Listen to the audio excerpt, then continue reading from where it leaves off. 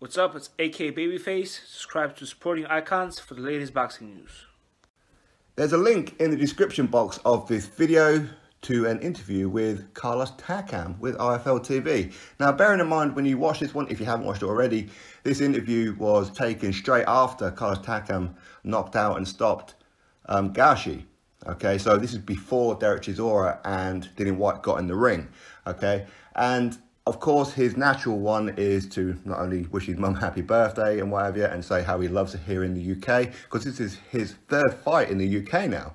And he says that UK is now my home, and I will continue to fight here again and again and again. He loves it here. So this is his third fight. He lost against Joshua. He lost against Derek Chisora, and now he's just beating Gashi all on UK soil. And he wants that rematch with Derek Chisora. But of course, this was before Derek Chisora got knocked out against Dillian Whyte. Okay, so anyway, he considers UK his home now. He loves it over here. That's great to hear, because we here in the UK, we love Carlos Takam. Okay, we love all fighters like Joseph Parker and all those guys who come over here and put on a show for us. We appreciate it. As long as you give it your all, we will applaud you. Win, lose or draw, you have then got a fan base here in the UK. That's just how we are. We always want our UK guys to beat the foreign, should we say, we'll call them foreign, but they will always get respect after the fight, always, and during the fight as well. Sometimes people go in there supporting the UK fighter and end up halfway through starting to support the foreign fighter. That's just how we are. Anyway, that aside, so of course he says he wants Derek Chisora. This is before Derek Chisora got knocked out against Dillian Whyte. But in there, he says, Luis Ortiz.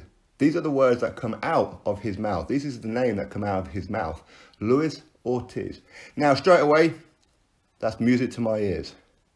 I never really thought about it before. For me, I always wanted to see Luis Ortiz against Dillian Whyte, against Derek Chisora, against Alexander Povetkin. And it never really occurred to me about Carlos Takam. But that is an excellent fight.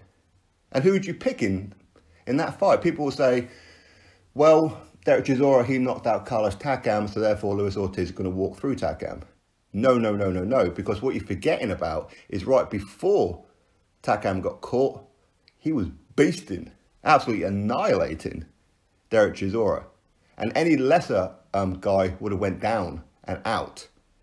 We've seen Luis Ortiz rock. We've seen Luis Ortiz hit the canvas. We've seen him almost gas out. But Takam and Luis Ortiz is a great, great fight. Now, for me, I'll be happy for it to be a headliner somewhere, but ultimately that just isn't going to happen. Okay, we're not going to have Luis Ortiz versus Carlos Takam as a headliner.